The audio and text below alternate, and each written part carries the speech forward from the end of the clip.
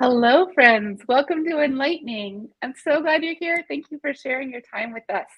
We're here today with Pinky Ravi. Hi, Pinky. And we're here with May Large. Will you all tell me about yourselves? The same thing as I did in And the gift. There, you guys are above me right there. Except your name's below you now. So it's, there we go. Yeah. Oh, did you want us to introduce ourselves? Sorry. Yeah, I was going to ask you, I want you to earn my trust really quickly. Like, who are you and what? Why should I trust you to teach me about Flux? Well, I'm Pinky. I work at Weaveworks. I'm a developer experience engineer.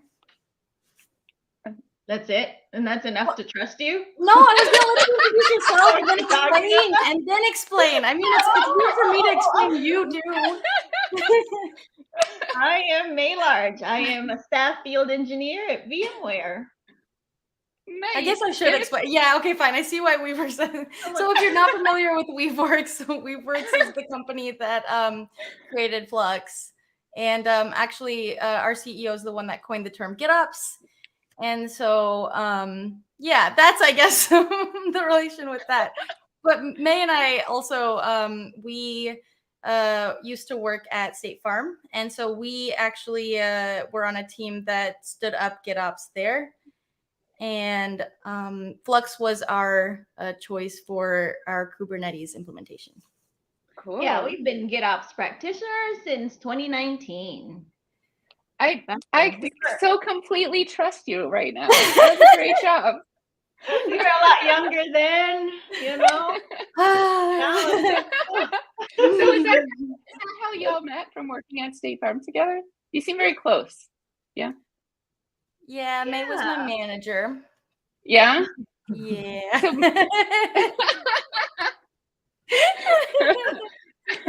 I think so just got out of it right away. It's like, oh, yeah, and then she left me. So yeah, May was a crazy story. So I used to work in Dallas at State Farm, and I was working on something else.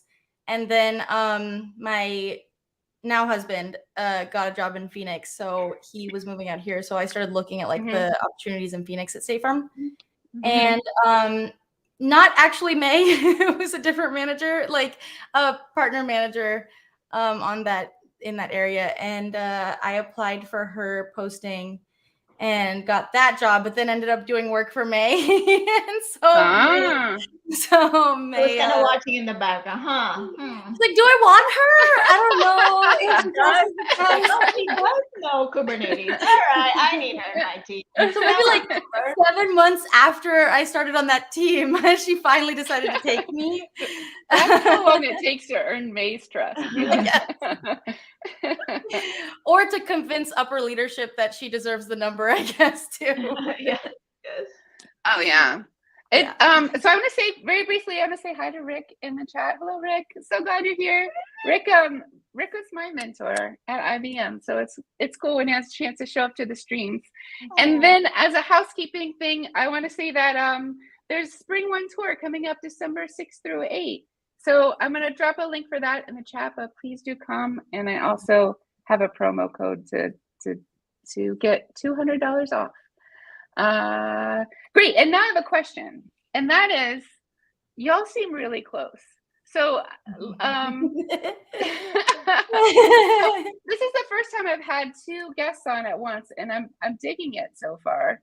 But you're a trailblazer. But tell me how, is it because of the Flux engagement that y'all got to be so close? Do you just have a natural rapport? Tell me some stories. I don't really know. So May is also my first female boss that I've ever had. Cool.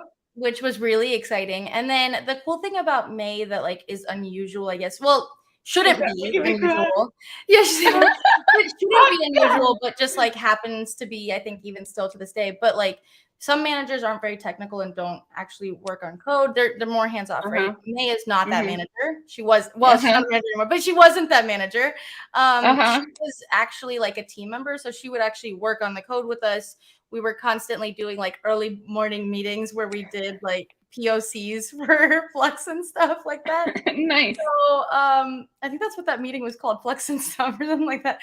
And so basically that's, I think, the bond too, is she was more of a teammate for us than anything. So we did that. We've taken trips, like we've done business trips together. We're just close.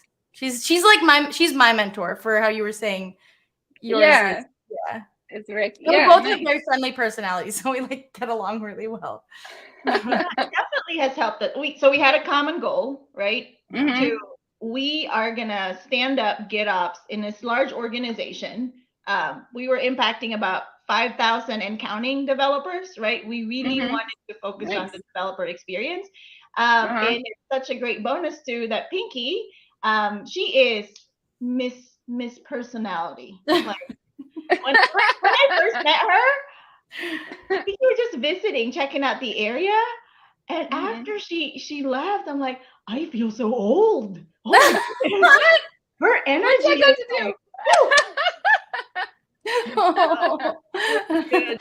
Yeah, hold on. My camera's like getting tired of showing me. So I'll do it. In pre-show, I'm like, May, I think your camera's out of focus. And she's like, is it that or are you drunk?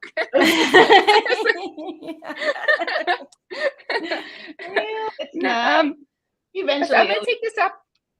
I'll take this opportunity to say hi to more folks in chat. We have Pete Wall here. Hello, Tanzu. And Fuel Snavel's here. Good to see you, Fuel Snavel. Always a pleasure. And again, hello from India. So glad you're here again. I appreciate you coming. Oh, awesome. Yay. Yeah. So you said the word GitOps a couple of times now. Oh, we have eventually here. Good to see you, Justin. So let's talk about, just in case someone doesn't know what GitOps is, can we give a quick synopsis of what GitOps is? Yeah, so GitOps is basically using Git as the single source of truth. And the idea is, so there's like several principles, and the idea is that you have everything written in code declaratively and pushed to some version control system such as Git. And then you have a controller that's continuously listening and reconciling and applying those changes. So you get a lot of benefits from that. Like you get away from configuration drift. You know, having code is having your state expressed declaratively has a lot of benefits being in code. It's reusable. It's very clear right away what it should be when you go look at, like, you don't have to go see cube control what should be there, right? Like you don't have to go check everything. What's in code is what is deployed out there if your operator is doing its job.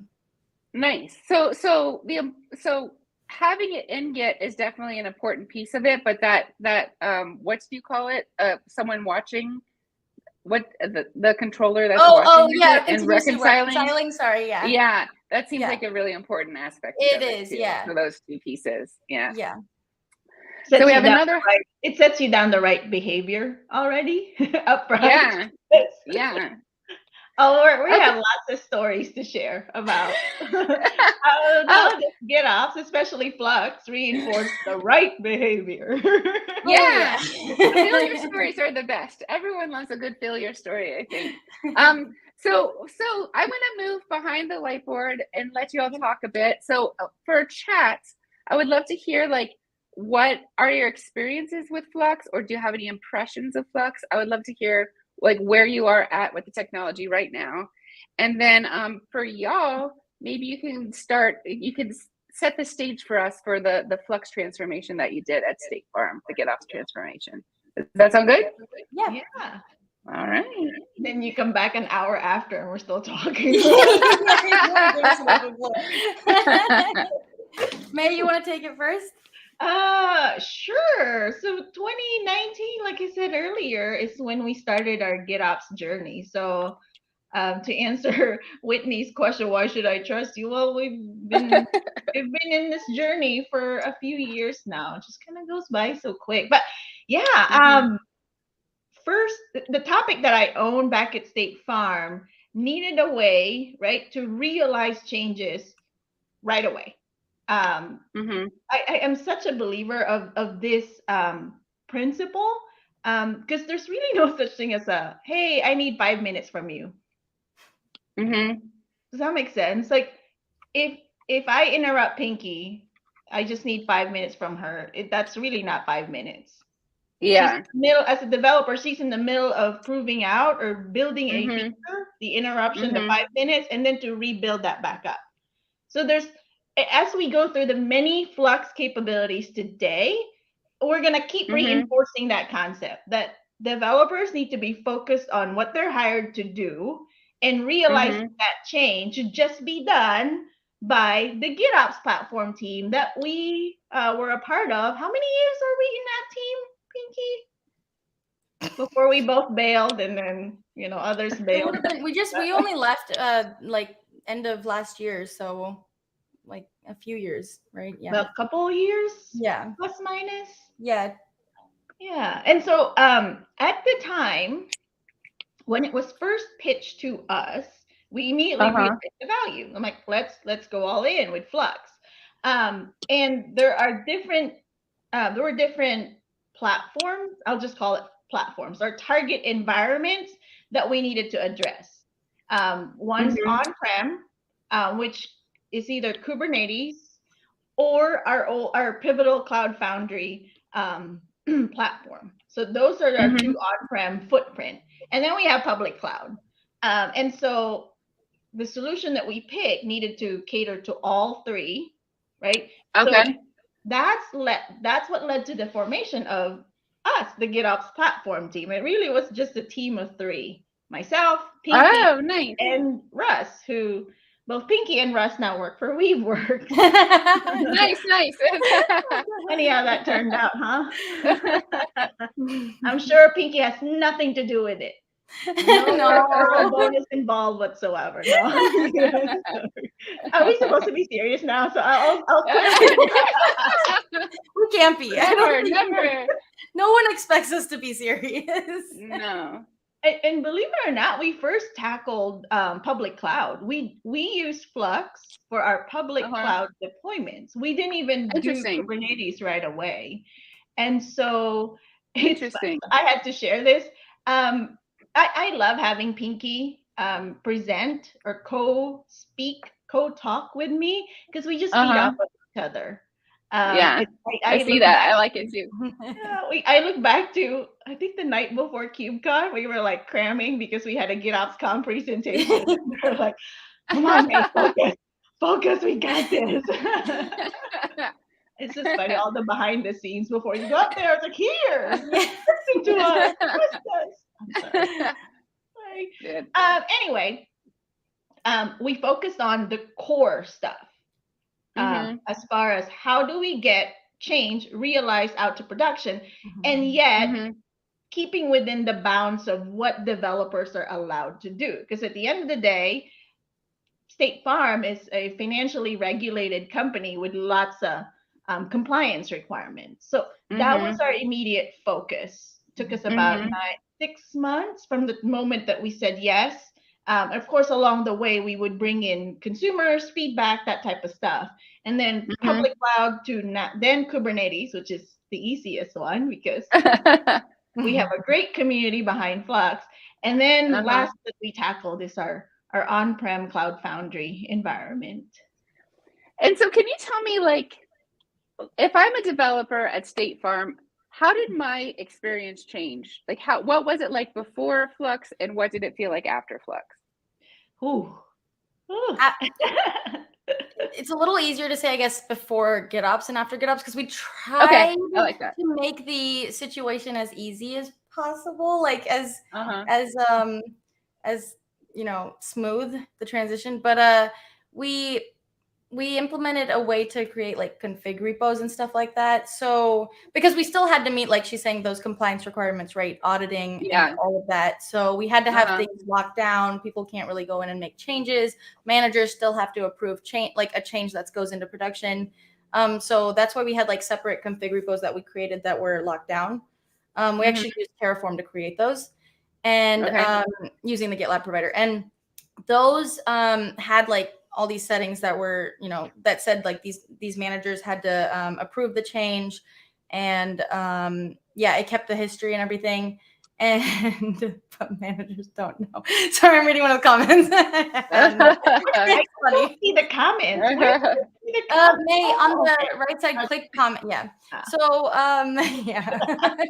They also added joking for what. But yeah, so that like process had to happen, and we had to have all that in like, you know, writing somewhere that it had happened. And then Flux would actually listen to that config repo. And then if something went into production, into the main in that repo, it would automatically get deployed into production. So okay.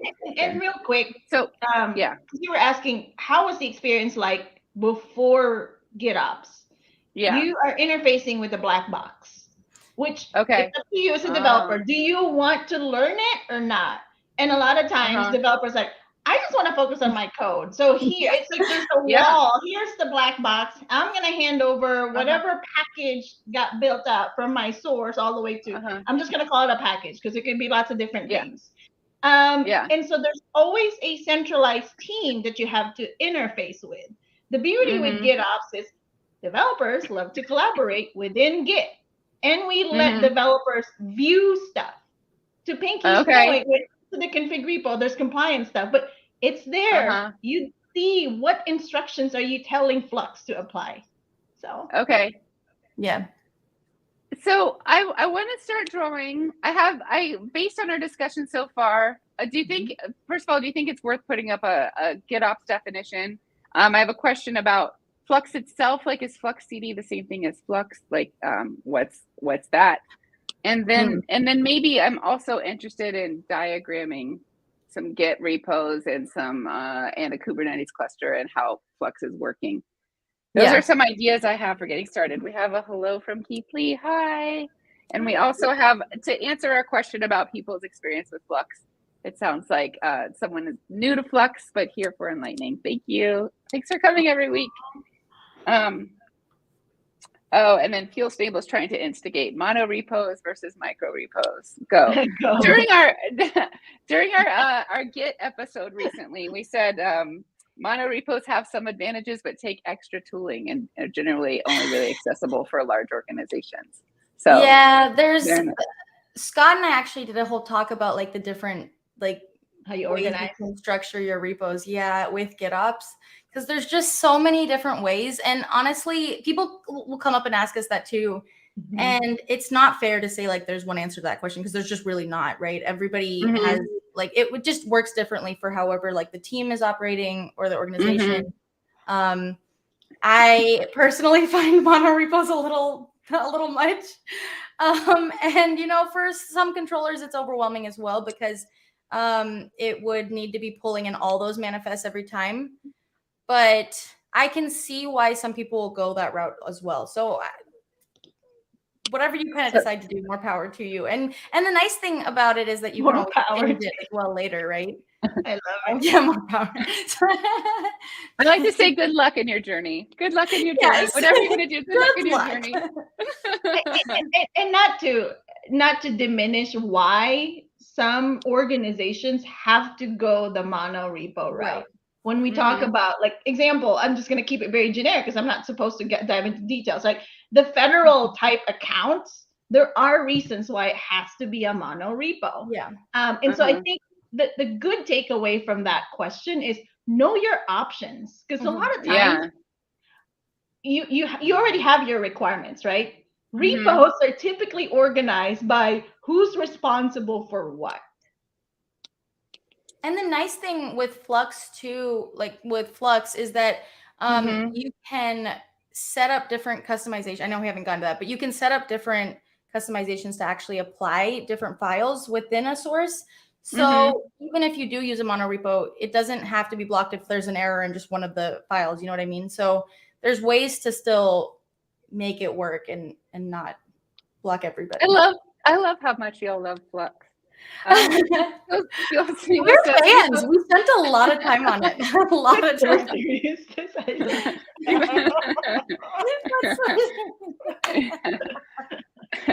Okay, so I think what is GitOps is a great place to start. Let's say that again. So you store and version your so infrastructure.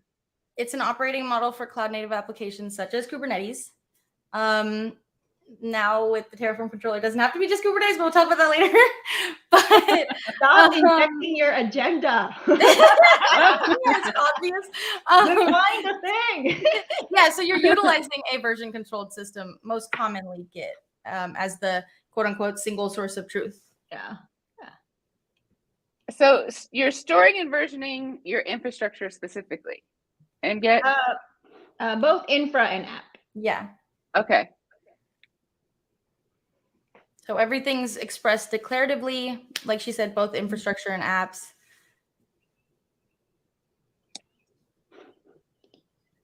Okay. Yeah. And then the other thing that we talked about was having that software agent that's always checking on it, right? Yes. Yes, exactly. So the software agent is automatically pulling in this desired state, but also it's continuously reconciling it to make sure that what you have expressed declaratively is the desired state. Basically, those are also what we just said is basically a summary of the GitOps principles. And I think Stacy dropped a link earlier to opengitops.dev, which is the link to the GitOps working group. And they're the ones that coined the GitOps principles. Pinky, real quick, close your eyes and recite the GitOps principles. Oh gosh. Number 1 is that everything must be stated declaratively. Yes. Second is that it must be immutable, versioned. Yeah. And oh gosh, there's a third thing. There's a third thing in there. And then fourth is that there's a controller that's automatically pulling in your desired state. I guess I'll give you that point, sure. Fourth is the that is continuously reconciling. I don't know what was the third thing I just missed. It was automatically. Yeah. Again, and retains a complete version history. That's too. Yeah. It's kind of shared now, right? Once it gets to the reconciliation and it's pulled automatically, because thanks to the agents that do what they're supposed to do. Nice. Those principles so many times. So those 4 principles, I think we captured them all. It's pretty much summarized. Yeah. Okay, great. Yeah. We have, you did it from Stacy. GitOps principles. Good job. Rick says, I just learned of the open GitOps and the GitOps principles yesterday, and I've been doing some form of GitOps since 2019 as well. That's interesting. That is something I want to point out real fast too, because I like to say this in some of my talks as well. If you are don't feel like you have to meet all of those GitOps principles in order to be using GitOps. You know, your journey with GitOps is however you want to make it. You don't have to meet all of those to start using it. And harden it. So it's maybe maximizing what you can get out of GitOps, but it doesn't mean you can't start if you can't do it. Yeah, those principles are to truly achieve a hardened lockdown form of GitOps, but you can start using any of these tools before that. Yeah, baby steps. Nick, the first one's here. Hi, Nick. Wonderful to have you back. Nick's just asking how everyone is today. We're wonderful. Fuel Snail says, I once thought I had immutable infrastructure. An incident that led to complete traffic loss taught me the error in my ways. Wow. I'm so sorry. Yeah, if you want to tell more about what happened exactly, it's interesting to hear. And so where is it good to go from here? Do you think it's good to define Flux now, or do you think we should talk about what it does and then come up with a definition at the end? What it does? Yeah. I think a generic overview of Flux, and then maybe more into microservices architecture. Yeah. Okay. And is this a good place for me to draw a diagram when we're talking about what it does, or is it better This diagram might help for the control, the architecture, maybe. Yeah. Okay. Right, May? Yeah. Yeah, I agree. Okay. So yeah. Flux is basically a Git-centric package manager for Kubernetes, for your applications. It's mostly built around Kubernetes, but there is the Terraform Controller. A Git-centric. Hold on, I'm slow. A Git-centric package manager for your applications. When I think of a package manager for applications, I think of Helm. So Flux actually can deploy several different things, and Helm is actually one of them. So okay. When we get to the controllers, that'll make a little bit more sense too. But yeah, it is that controller that you put into your Kubernetes cluster that's continuously checking either your Git source. It can also work with a S3 bucket as a source as well. And it's continuously pulling in the manifests and then applying the changes that are there. So and then it continuously reconciles. So it's making sure like there's nothing like configuration drift that happens. If a bad actor comes in and like deletes something, it'll stand back up your desired state.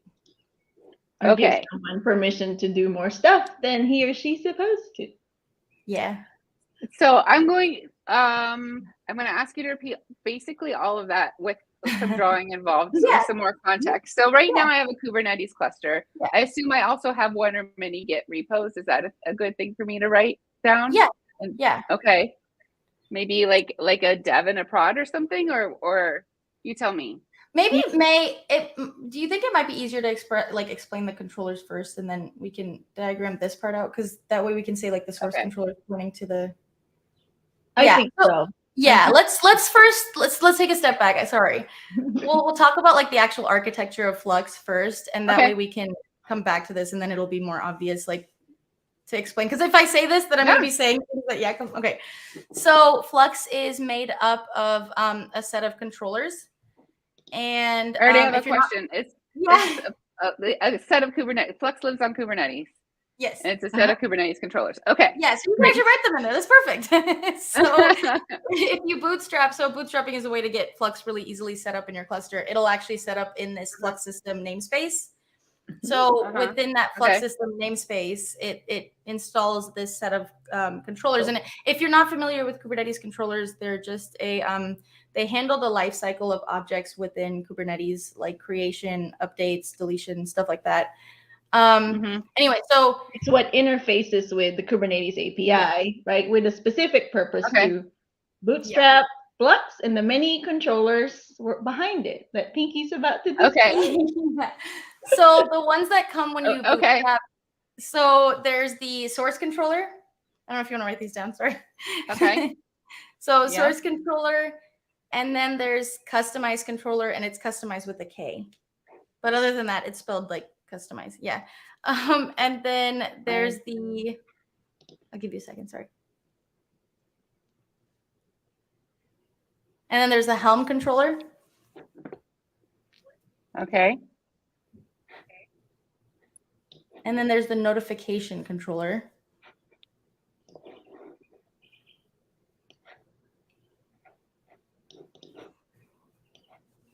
And then there's also two image controllers. There's the image reflector controller and the image automation controller. You can write image controllers if you want to save space. Okay. Because they kind of work together for the most part. Like in May, they talk together. Yeah. Silva wants to know, is there a controller? Yeah. I mean, no. I guess that's the bootstrap process, right? Yeah. Really, I remember us testing that out for the first time back at State Farm, and it really set the bar for how bootstrapping should be done. Yeah. It just takes care of what you need. Yeah. Yeah, it does. You have these controllers. You just run bootstrap with lots of different command options, and I'm gonna adjust the focus live because I'm getting that. This person's funny. Oh, Fuel Stable is the best. Okay. How's that, y'all? Is it good? And maybe my upload bandwidth. That makes more sense because I have this like long pre-show checklist, and double checking my focus is on the list, and I did do that. Yeah, look at y'all. You're the best. Yeah, it's her upload bandwidth. I think it looks like compression issue. You're 480p.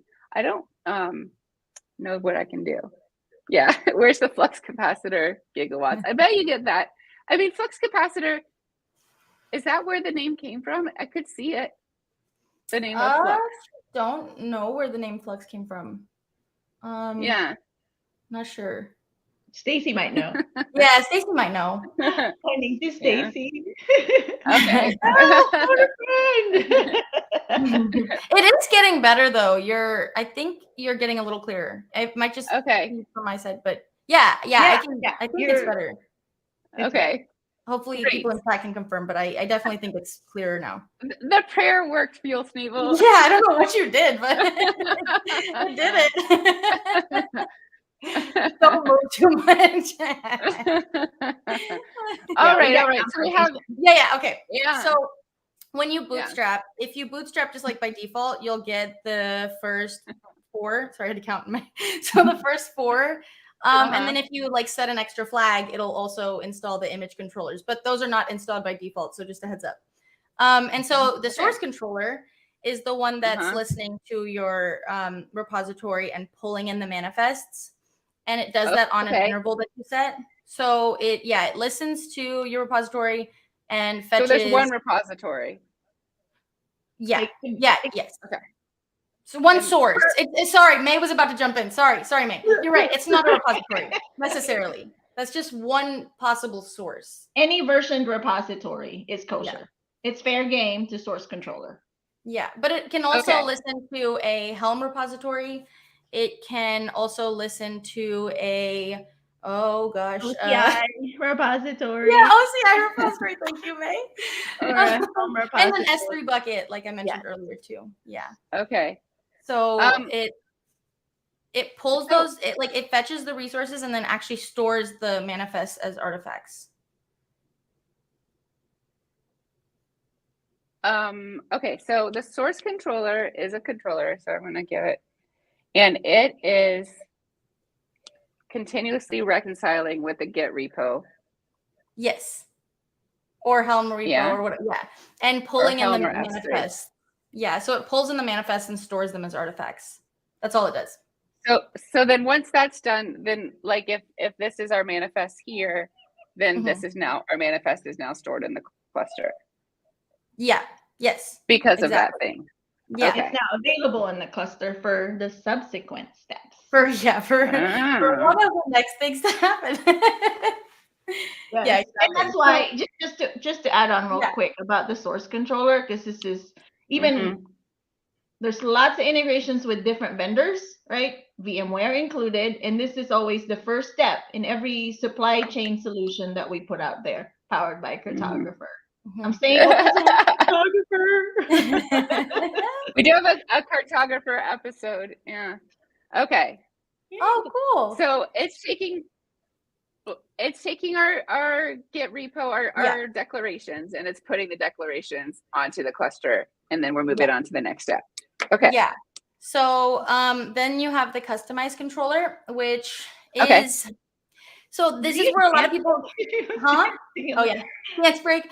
This is where it's like some confusion comes in because customize is already a thing in Kubernetes. So it's like but the confusion is unnecessary because the customized controller is so named because it uses customize, and it does like in the sense of it's looking for sorry, go ahead. I guess that it was the same thing as the customize the way you can like overlays and patches, because there's also a Helm controller. So yes. So what it's doing is it's looking for either a customization file in the repo, and if it doesn't find one in the background, it's actually creating a customization YAML for itself. So let's say you just have like 4 YAMLs, right? Like a deployment, ingress, whatever you have, right? Service. And if you don't have a customization.yaml specified, it's going to just apply all of those YAMLs that it finds there by default, because it's creating a customization file in the background for it. So that's why it's called the customized controller. So, but then why? Sorry. But if you don't have a customize, it's making one. But why do you need customize and Helm? They're I'm getting separate. ahead of myself. Okay. Yeah, they're separate. You wouldn't install both. You would choose one to install based on what you're using. Yeah, so if you're doing Helm deployments, then you use a Helm release to actually tell the Helm controller to then apply a Helm chart. If you're just using like YAML then you would then that's when the customized controller would take over, and you set like a customization. So like for the source controller, when you actually set up a source, it's a YAML. So it's a source object in Kubernetes, and that's what tells the source controller like, hey, go apply. It's not a source object. Sorry. It's a Git repository object or a Helm repository object or whatever. And that tells the source controller, hey, go check from this source. And then the customized controller, when you're trying to use you apply a customization object. And that's what tells the customized controller, hey, go apply the files within this path on this sync interval kind of thing. Okay. Yeah. I want to call that out. Yeah, go ahead. That's a pretty powerful separation of responsibilities, right? Because the source controller, and as you depicted there in your box, it could be lots of different sources. If it's a version repository, the only job of the source controller is to fetch, right? Fetch instructions. And now your instructions are available to your cluster to then be realized by either the customized controller, if you're just doing plain YAML deployments, or the Helm controller, if it's a Helm release that you're trying to apply. And from our usage of it, even back at State Farm and just different companies we've worked with, right? A lot of times for typical app deployments, a lot of folks have been okay with just the YAMLs getting applied. Because typically, here's my microservice, there's a deployment, I want my microservice to be accessible. I want to be able to hit my endpoint. At the same time, we also have to deal with multi-tier applications, like a 3-tier application. I need a database. Oh, there's a Helm chart that I can already use. I'll just use that. So having these core controllers available as soon as you bootstrap definitely caters to 80% of the use cases. Yeah. I hope that helps a little bit. Is that something that you set up when you're setting it all up, or is that something you can detect? So I was about to say this might get a little confusing, but one thing that's interesting about Flux is that it kind of can stand itself up. So it's managing itself. Okay. So there's all these YAMLs that are being managed by itself. So the customized controller is applying YAMLs. Well, one of those YAMLs could be a Helm release that's then stood up as a Helm release object and then tells the Helm controller, hey, go deploy this chart, if that makes sense. Okay. So what I want to do to help untangle it is instead of just trying to capture it graphically only, I also think I want to list out all the controllers and like put words to what they're doing over here. Yeah, okay. Does that make sense? I don't know how much you're trying to cover or okay. So we have a source controller. Yeah. And it fetches resources and stores them as artifacts. Okay, fetches resources. And resources, so they're always in a Git repo, but they could be YAML or Helm or S3, or S3 would be instead of a Git repo. When you say resources, let's be a little, what do you mean? Yeah.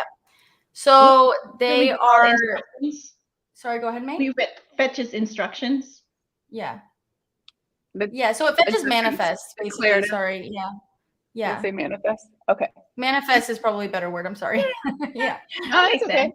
Yeah. Because it can also, like, if you're doing the Terraform controller, which we'll talk about later, because it's not part of Flux, it would also be, Terraform files as well. So I see Inception in the comments.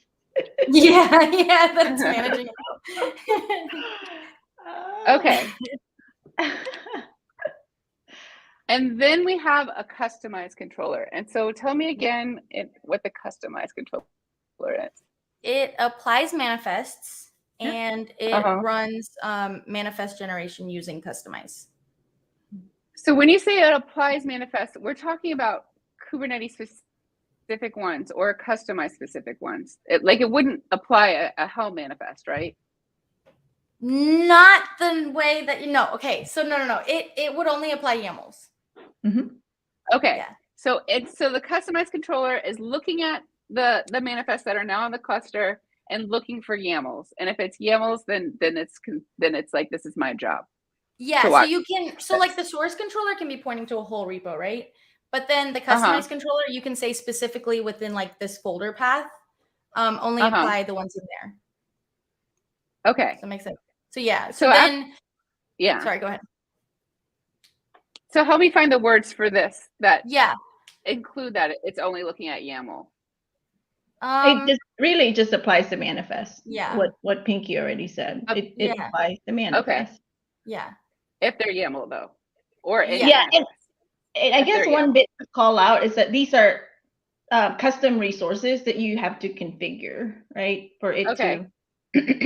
Okay. So the controller, you specify that you want this customized controller to find YAMLs in a certain path. Yes. So, but there's kind of a key here. So because it's the customized controller, right? It's actually looking for a customization.yaml by default.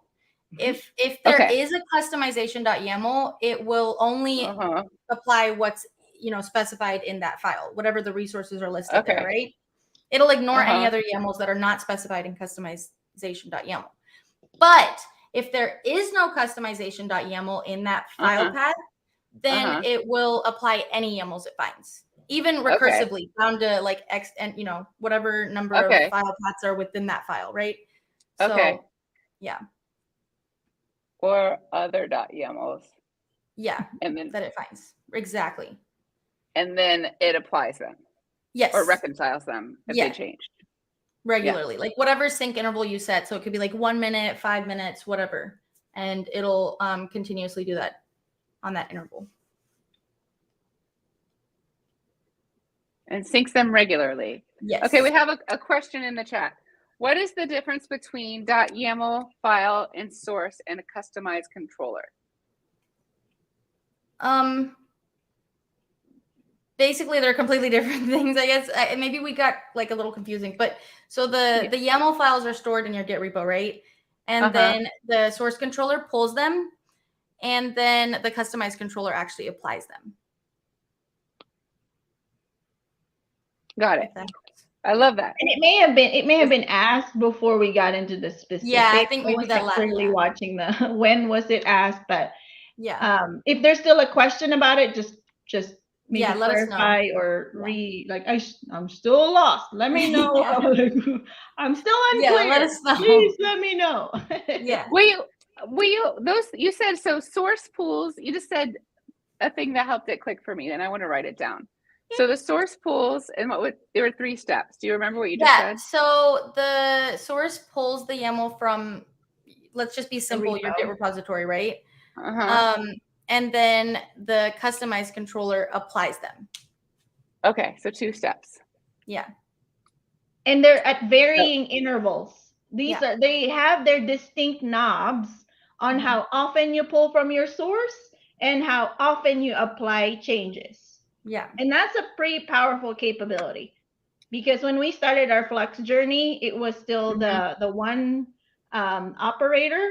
And with this enhancement, we were able to really cater to specific requirements as we try to offer GitOps to a large organization. Nice. So let's get on. Are we ready to move on to the Helm? Yeah. Okay. Yeah. So like now we have the customized controller that's applied the YAMLs, right? And one of those YAMLs could be a Helm release YAML. And that Helm release has all the like chart details. So it would say like, the chart version, the name, whatever. And then it also can have like a values.yaml, like values injection in there. And so that's a Helm release object that's created in Kubernetes by the customized controller, right? Because it read it from the YAML. And that, so it's and then that Helm, because it has all that information, including pointing to the Helm repo that it wants to pull from, which the source controller is pointed to. So the source controller is listening to also Helm repositories. Now the Helm controller goes and applies that chart from the manifest that the source controller pulled from the Helm repository. Can the source controller be watching a bunch of repositories at once? Yeah, it's definitely doing that. Yeah. Okay. There's a lot of sources that are set in the, like, even in this situation, right? There's at least a Git repo that's set, and then at least one Helm repo that's set. Okay. So the source controller, we have a Helm release Git repo. No. So wait, sorry. Helm release is actually the one that the Helm controller is listening to. It's called a Helm repo if the source controller is listening to it. Oh, okay. Yeah. Okay. So clearly I'm still building a mental model. The different sources too. I don't know. I don't want to complicate your what you're going, but sorry.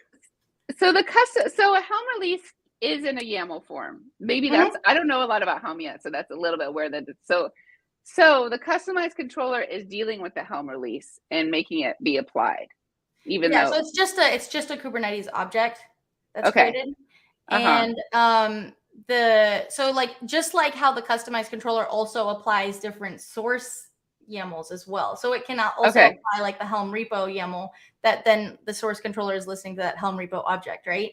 Okay. So that's So all of the Kubernetes objects have been applied with the customized controller. Not quite. All of the basic YAML objects, because then you have the Helm controller that then goes and stands up the actual Helm chart, right? So if it was a basic YAML, yes. Okay. Yeah. So it stands up all the Kubernetes basic YAMLs. Yeah. And what is the customized controller doing if it's not a Kubernetes basic YAML? Nothing. Okay. It ignores anything that's not a YAML. Okay, but a Helm release is a YAML. Yeah, and it still stands up the Helm release object, but then that object, all it has is like the information for how the Helm chart should be stood up. That's it. It's not an actual Helm chart yet. Okay. And then the Helm controller reads that object and says, "Oh, you want me to stand up this Helm chart with like these specs?" And it looks at the Helm repository source, and then it actually applies the chart. Yeah. Okay. I understand. How do I capture that? So a little messy. Sorry, it's a lot of like, we have some Lee's here. Lee's chiming in. Yay! Yay! Helm controller allows you to declaratively manage Helm chart releases with Kubernetes manifest. We might just need to take a step back and go over Helm a little bit. And then Kormaju says, confused. Can you brief customized controller and why we need this? Yeah. So the customized controller is basically applying all of the YAMLs for like everything. So including like the standing up of, Flux itself, all of the management of Flux is through all the YAMLs as well. So it has all the manifests declared, all the controllers are YAMLized and they're pushed into a repo, and the customized controller is managing that. So let's say you are doing something as simple as just a deployment with like, a simple deployment with a replica set and a pod. Like a microservice deployment. Yeah. That's your typical use case where you would rely on the customized controller to do its thing. Yeah. And that's to realize the instructions that another controller is responsible for, the source controller, right? It picked it up. It's now available to the cluster. You have the pathing capability to, I only want to apply this particular path within a repo, right? Especially for the mono repo use cases. But Stacy said a good thing too. She said customize reconciles the cluster state from multiple sources. So that's a good point. Basically, what you've expressed declaratively, like that you want your cluster state to look like, is what customize is applying. Does that help answer the question? Do you feel good about it? Then we have Go Flux Go. Developer Guy is here. Hello, Developer Guy. Amazing learning. Thanks for making this. And then Lee, declarative Helm is probably one of the highest value add parts of Flux. I think what's going to help is to talk about Helm a little more deeply, because there are Helm charts and there's a Helm release, and an instance of a chart that's running. So Helm release is specific to Flux, I should say. Like in this case that we're talking about, Helm release is like basically just a map just for Flux. Okay. Yeah, so don't get confused between like Helm chart and Helm release, because that's like Flux specific. Too late. I'm sorry. Okay, so a Helm release is basically just like like an image. Like it's just saying like how you want something to be stood up. You know what I mean? It's like a recipe. Sorry, you broke up a little bit. It's a container image, like a recipe. Yeah, it's just a recipe. Exactly. It says like, this is the chart I want. This is the version I want. And then like, these are the values I want it to be applied with. That's it. Okay. Yeah. It's just like a Helm chart recipe. Exactly. Yeah. And then a Helm chart is a running instance of an application. Yeah. A Helm chart. So Helm is like, a templating. It's a templated out way of just standing up an application super simply and quickly and reusable. Reusable. I don't know. The tenses didn't work out in that sentence. Sorry, but basically, Helm charts are reusable, right? Because if I want something like a super simple database, I can just stand it up really easily and quickly with Helm. How does a Helm chart relate to a Helm release? So a Helm release is telling the Helm controller how you want the Helm chart stood up. That's it.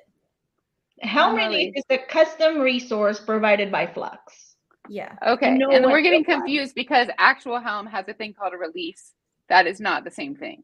That is fair enough. An instance of a Helm chart running, correct? Fair enough. Yeah. Okay. Totally, yeah. So, sorry. Okay. No, it's okay. But I think that's a good point. I hadn't connected that, so that's good that you mentioned that, because I wasn't thinking that way. Yeah. That's a very good point. I see why the confusion was happening now. Yeah, that's fair. Because in my mind, I've always been thinking of just the custom resources. That's what Pinky's. Sorry. That's a better phrasing. Thank you, May. It's a custom resource. Flux has a custom resource. Yeah. And these controllers know as soon as that custom resource is applied, I'm going to go to work. I'm going to look at your instructions and I'll apply it. And then maybe we stick with our simple use case, right? We did a simple microservice deployment, right, for customize. And in here for the Helm stuff, let's stick with our 3-tier app. We need a database. There's already a chart that I want to use. Am I getting laggy? No. A little bit? Okay. We have some stuff in the chat. Don't get confused. I thought it was Kubernetes we're talking about here. That's the only way to go. And then Helm is the package manager for Kubernetes. A Helm chart is the package you can install into Kubernetes. Yeah. And then I had learned that a Helm release is an instant of that chart. But in the Helm ecosystem, that is a correct thing, right? Yes. Yeah, you're right. But in Flux, a Helm release how does a Helm release relate to a Helm chart again? It's just instructions on how you want the Helm chart to be stood up. And by the way, it's Helm release all one word, if that helps. Oh, that does help. Yeah. So maybe that's like a good way to differentiate. And if you look at the API behind it, it's got Flux in it, fluxcd.io. Yeah, that's right. So it's using the fluxcd.io API, like the API. So it's very specific to Flux. So a Helm chart drop a link to the custom resource spec. A Helm chart needs further customization to be able to be stood up. And so a Helm release in Flux has instructions of what further customization you need to give to your Helm chart and what, like the desired state of your Helm chart once it is a running application. Okay. Yeah. Like, the values.yaml you pass to your Helm chart, like when you want to stand one up. Mm-hmm. So that can be passed in through the Helm release as well. In the Flux Helm release. Sorry. Sticking with the database, just to feed on what Pinky just shared, sticking to the database. If I'm just deploying to a lower level environment, I just need one instance of that. But for prod, I'm going to want to switch that up to make it highly available. So the tweak that's readily available via the Helm release, me needing to flip or toggle the number of instances to back up what I'm offering, is again another powerful capability. I gotta go potty. Are we allowed to take a break? Okay, I have my excuse. Here she goes. Of course. Okay. Can, I'll be right back. Yeah, and thank you everyone in the chat for being patient while I tease out the different meanings of Helm release. I didn't know there were so many. So one thing that May was talking about was trying to maybe come up with a super simple use case to help guide this conversation because it's getting a little off the rails. Will you restate that? I think it's a great plan. Will you tell me? Yeah, so what are we? Her example was, let's say you have like an app that just has, like, let's say it's an API and it calls off to a database. Okay. So we're gonna like this is gonna be our example app. Okay. Right? Yeah, like that's the repository. That's perfect. Yeah. And the API is like simple. It just has, let's just say it has like a deployment YAML, right? It has a replica set, and it has the service and the ingress, right? So it's super basic. Okay, so app. So 3 YAMLs for the API, sorry. And replica set. And what else? Service and ingress. Service and ingress. Yeah. I see you, May. We'll bring you back. Don't worry. And it's true. There you are. Replica set. I clicked the wrong button. I'm so sorry. You're trying to escape. I clicked login. Okay. So we while you were gone, we talked about the example app. Okay. I said just a simple API May with like a database call. Like in the back. Yeah. So that way we have an example of like regular YAMLs and a Helm chart. Yeah. Okay. So the our API Git is repo. Regular. Sorry.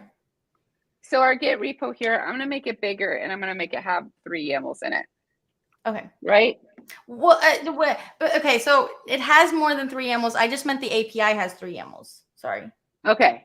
And then the database is called through a Helm, like it's created through a Helm chart. So it's like probably, I don't know, any database that you, MongoDB, right? It's got a Helm chart.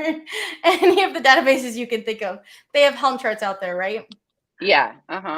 So it's, okay. Well, sorry, I'm getting lost in the fact that you also have to set up the source and the customization YAMLs too. So there's more than just like 4 YAMLs. Okay. Well, it's okay if that's not if an example app is not the way to go. No, it's okay. I just like at the basic it has those, but then it also like you have to have a like within the repo that stands up Flux, right? That manages Flux. In that Flux system I was talking about, you have to have set up a source YAML and a customization YAML just to even point to this repo, right? Okay. And then within this repo, sorry, May? Yeah. And then within this repo, now we have those 3 YAMLs for the API, and then we also have a YAML for the database, which is a Helm release. It has a Helm repo and a Helm release, but you can put it in the same YAML.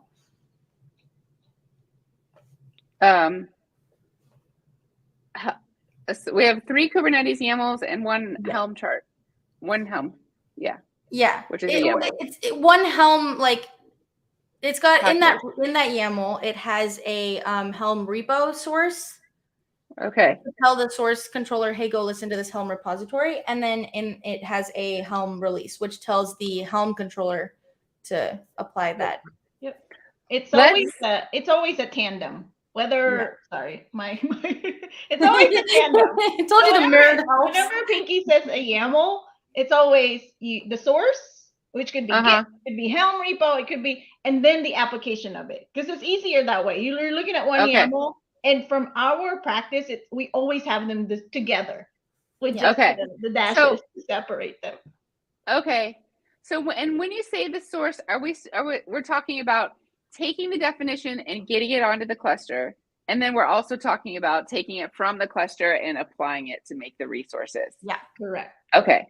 This is now the interaction pattern. Go ahead. That's this. Let's do this. Okay. Basically, what we're describing is how do you interface? How do you interact with Flux? Right? The many controllers. So me as a consumer, we've been consumers for a while now, right? Our what we've typically seen is a YAML that has both instructions. One, I want you to fetch my code from this Git repository, and I want you to apply it from, I alone have the knowledge. Where should you pick up the code, and how often should you be picking that up? Right. So that's one set of instructions. And that is that always through the source controller? Yes, to get the instructions. Source, and then hand it to the controller that will apply it, which could either be your customized controller or your Helm controller. We got it. Click. Click. I like the comedic relief in the comments. This is great. So Findle's here. Hi, Findle. So good to have you. Yay. And then, always two there is. Flux confirmed. Okay. So this is great. Yeah. So source controller fetches, customize, and Helm controllers apply. Exactly. Yeah. Okay. I'm not sure how to do that graphically. I'm going to tackle that later. So it's a lot. A spider web up in here. Or I feel like I need more space. Fetch. And then apply. Yeah. Fetch, apply. Yep. Great. Yeah. So I'm going to just get rid of these. And so now on our cluster, we also have these things are fetched in like memory, but now they're actually like existing. Yes. So now we have an API that stood up, and we have a Helm chart. Yeah. Okay. So this is representing them in temporary memory. Is that where they're living? Tarred up, tar, gzip, and then it's available to the subsequent controllers. Yeah. It's the subsequent controllers that, right? Like a quick summary, it's what applies and realizes the instructions that the other controller did, the source controller did for us. Tars. Put it. Okay. And then how do I want to represent that these things are running? Running stick. Oh yeah, little person. It should be a little person. You overestimate my ability to a little stick figure. We'll just say like API, created API, app specific API, example app API. There it is. Yeah, that works. Pinky and May's API. Oh, it's the best. High availability, guaranteed. So we have Pinky and May's API running now because of this, because of what we've been through. And we also have Pinky and May's database running, right? Yeah, you can say like MongoDB or something. Yeah. Okay. We take in your credit card information and put it in this super secure database. You can trust us. All right. And then it's and then we're watching for both Kubernetes resources and Helm resources to be able to make those things. And we're doing that through these controllers. We did it, you guys. We untangled it. So under Helm controller, you could literally just say it deployment of Helm charts if you want, like because I think you were defining it. Okay. Yeah, it's just deployment of Helm charts. Whitney, you're a trooper. Thank you. Yeah, thanks for putting up with us. That was a whole ride to put you on. I can't imagine being in your shoes because you have to depict it so folks watching this later on and just looking at this. I'm like, what the hell did those? This is also like the first time I've ever tried to describe it without showing it, like actually showing the YAML. So that's been a whole that's why it's hard for me to. I'm so sorry. I'm like trying to like explain it hypothetically, but it's like. This whole time I've been like, I can just show you a YAML. Show you what I mean. Sorry. Don't be sorry. This is great. Didn't I say, I think I jinxed us at the beginning when I said everyone loves a good failure story. Like, here we are, we're living it. We made it. We made it here, though. We're good. Yeah. We're almost there. We So we have the notification controller, right? And that one's easier. Don't worry. That one's a lot simpler. That one's so much simpler at this point. That one basically just handles like inbound and outbound events. So let's say you want to be notified, like the simplest one is like you want to be notified on Slack if there's an error, right, in your deployments. Like if Flux has an error, you want to be notified. Something's not being able to be reconciled. So that's something that the notification controller can do. Okay. So the whole point is to sync the actual state and the desired state of your application or your infrastructure. And when it's out of sync, then the notification controller comes into play. Yeah, or in one case with how May and I have used it in the past, we were just notified every time any reconciliation like successfully was happening. So that way we could keep track of not every reconciliation, but new ones. Like if there was a new change that was made, so that we could keep track of like how much it was being used and stuff like that. So the source controller could like notify us if there was a new commit SHA that was being applied. Okay. So it's a customizable notifications, configurable it's just listening to events. Yeah, it's listening to events, and it can alert you based on whatever events you want to be told about. That's one of its things it can do. It can do a couple of other things, but that's like the basic one that's, the big thing about it. And notifies you, Can notify as you please. Yes, exactly. You can filter on whatever you want. Cool. Oh, and what just to add to this, outside of the alerting, sending it to your favorite chat solution, right? What I love about the notification controller is it closes that loop. It's one thing for me that I'm not CTO today. I'm developer now. Earlier I said CTO. Developer, right? I pushed this code change, right? And I'm trusting, right? Flux is what's gonna be listening. The many controllers behind Flux will take it and apply it, right? My last handoff point as a developer is Git. I pushed it. A lot of times I'd go to my favorite, my Git UI, my server, and to see these are the commits that I pushed. The notification controller, once it has successfully reconciled that, would add a badge onto that commit that, hey, this was applied successfully. And that to me is pretty powerful because I'm staying in Git, my favorite, right? This is my world. And I know the change I just shipped off has actually been realized. It really closes that loop. Without having to micromanage it too. Yeah, that's true. Yeah. You don't have to wonder whether you don't have to go actually go look at it. I agree. Awesome. All right.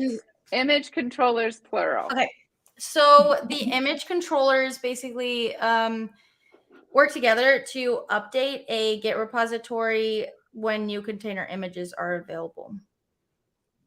So it's actually kind of neat because if I just want the latest image to be updated consistently, anytime a new image is updated, released, I guess is the word, then I can just set this up and it will actually push back to my Git repo with the new image tag.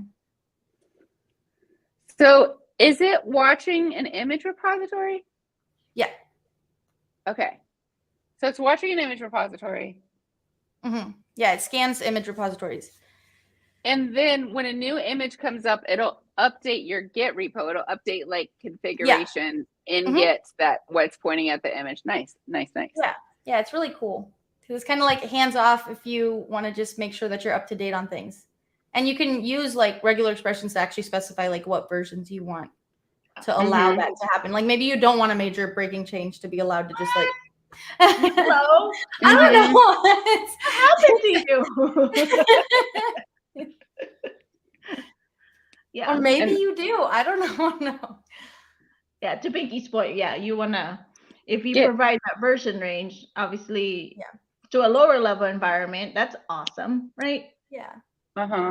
and stick Yeah, with it's a the really cool feature. Yeah, the minor and the patch version as far as automatic upgrade. I don't think either May or I have done like a lot of work with it, which is unfortunate. But it's I've done it for a demo before, and it's really, really cool the way it works. And then I might regret asking this, but why is there more than one of them? So the image reflector controller actually is the one that scans image repositories and reflects image metadata for the image automation controller. So it's kind of like how the source controller and the custom, like that relationship. It's exactly the same thing. It's like image reflector controller is basically like the source that's listening to it. And then the image automation controller is the one that's actually updating the YAMLs when new container images are available. Got it. Yeah. Awesome. So they're paired. They come, yeah. Just like you. I'll have two for twice the price. This is the theme. We're everything in pairs today. Yeah. Awesome. So those are the basic ones that come with Flux. That's the basic architecture of Flux. And there's a lot more that it can do, but like these are the like core. The core concepts of Flux. And then there are add-ons that are not part of the Flux project, but like Weaveworks has created some add-ons for Flux. So they're under Weaveworks still, but they are open source. So we have the VS Code extension, which is a go ahead. Can you tell me how many add-ons you're going to tell me about so I can manage? Three. Okay, cool. Let's fit down here then. Okay. Okay. I love it. So you have running on real estate. Sorry. So you have the VS Code extension. Okay. Which you can actually find in the marketplace as the GitOps. I pulled that up last night. It's the GitOps tools for Flux. Okay. Yeah. GitOps for Flux. Yes. Yeah, and I think Stacy had to run for a meeting, so unfortunately, no one can drop the link. But just looking at the marketplace, it's the GitOps tools. Yeah, for Flux. For Flux. Honestly, if you just search for Flux, very true. We're all professional Googlers. We got this. And we love VS Code. May, you agree with me on that too, right? We love VS Code. So like this extension is actually really cool. I played around with it a lot, and it basically shows you the like the state of your cluster with Flux, and it shows you all the sources you have set up, all the customizations you have set up, Helm, everything like that. And another neat thing you can do within that kind of like UI within your VS Code is you can reconcile something, so you can actually force it to take the change without waiting for like that 5-minute interval, let's say, right? Okay. And then also you can suspend it. So let's say I accidentally make a commit and I'm like, oh my, I did not want this to be realized, right? I don't want this to be taken. That never happens. I don't know what you mean. Yeah, right? So I can actually immediately suspend it right there and tell the customized controller, don't go apply these changes. Even if the source controller fetches them, don't go apply them. Or I can stop the source controller at the source, and tell it not to even reconcile right there itself. But that's like a really good feature. And then you can resume it right there. So that's really cool. Yeah. And then along with you're really just staying in your IDE. Yes. You don't ever leave, right? Again, back to that. There's no such thing as 5 minutes. You're in your IDE, focus on what you're developing. Yeah. And if you make the boo-boo and accidentally pushes something that's, let's say, or an enhancement that, I don't know, suddenly needs double the virtual CPU. She can stop the reconciliation, ask for a bigger limit, right? And then resume the reconciliation. So nice. Yeah. And it has like a little red X if something goes wrong and it's not able to reconcile. So it's really cool. And like May said, this is the way I see this one is like it's a developer tool, right? But if you want like a UI that's more for like anyone to use, then we have the Weave GitOps core tool. Is that like all one word or 3 separate words. Do we just type we go? I think, yeah. Yeah, weave, and then GitOps, and then tool. Sorry, I was trying, core. Sorry. Okay. Yeah, so that one's neat because it's basically like if you have Flux already installed, you can set up Weave GitOps to be a UI and another, like it also has all those options of like suspending, reconciling, resuming kind of thing. And also it shows you like a bunch of graphs about your actual deployments, shows you what's up and running, and all of that kind of thing. So it's really a neat UI to be able to visualize everything you have running. Nice. It caters to the other hats, right? As Pinky said, to the developers, you have your VS Code extension. This UI is, like I said, to the other hats, like your SRE folks, your product managers, just to make sure that how's my release coming along? Is it really going to happen at this go live date type of thing? Or even your security personnel, right? Would be interested in here's our secure supply chain powered by Flux. How's that realized onto my target environment? And then something to note about actually all three of these things I'm about to mention is that they're still like all like continuously being developed, and so there's new features being added to them all the time. And the VS Code extension, if you do try it, anyone that's listening, if you do try it, please like give us feedback. We love to hear about it. You can hit us up in the Slack channel, the CNCF Slack channel Flux. And yeah, that's something that my teammate's actually been working on, and he loves to get feedback on it and stuff like that. So and then the last one is something that I'm really excited about. May's like, oh. I've been doing a lot of talks on it recently too. It's the Terraform Controller. So it's also under the Weaveworks stuff, but it's the it's an external controller that you can add. Yeah, go ahead. Can we say what Terraform is for people who don't know? Yeah, absolutely. So Terraform is a infrastructure as code tool. Yeah, it's created by HashiCorp, and it's open source. It's great. It's really like everywhere at this point. I think a lot of people are using it, which is why this controller is really exciting, because now you can GitOpsify your Terraform deployments, which is like awesome. And so you can install it right onto your cluster with wherever you're bootstrapped into. So like the Flux system namespace, right? You just install the Terraform controller into there, and you can then it'll stand up your Terraform deployments as well, which is really exciting. I like the word GitOpsify. I want to. It's kind of in my head because I have a talk. I recorded a talk yesterday night. Yeah, last night for an upcoming CNCF webinar on the Terraform controller. So, and I think the title is GitOpsify your Terraform. So it's in here. So, nice. But yeah, that one's really exciting. It has a bunch of cool features, like you can set up like manual or auto deployments with your Terraform deployments, and you can output a secret to and you can output your Terraform outputs to a secret. Sorry, yeah. You can use Kubernetes secrets as inputs or config maps to your Terraform variables, which is cool. Oh, and then a really cool thing about it that I want to highlight is drift detection. Detection. Oh yeah, that's important. This is actually really neat. So let's say you are already using Terraform, but you already have like, your way of deploying it set up. But the neat thing is you can set up the Terraform controller to just alert you if for some reason something gets out of sync. So you can turn off, you can disable applying altogether. So it won't even attempt to do a plan or apply, but it'll continuously check your live state and make sure that nothing's gotten out of sync. And I actually tested this out yesterday, and it's pretty cool.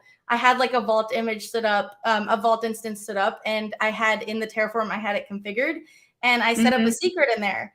And I went in to the Vault instance and just deleted the secret. And I got alerted to Slack.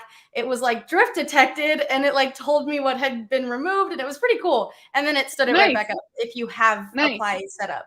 But if you didn't, it still would notify you, which is great. Nice. Does that work in conjunction with the notification controller? Yes. Sorry. Yeah, that's a good catch. Yes, it is using the notification controller to tell me in Slack. Yeah. It's because you're a good teacher. You taught me. Okay, you'll see those instigating trouble as usual. Pulumi versus Terraform versus Bicep. Go. I don't know Bicep. Oh gosh. I have never used Pulumi or Bicep. May and I, like when we were working on the GitOps team, we used Terraform for standing up like tons of things.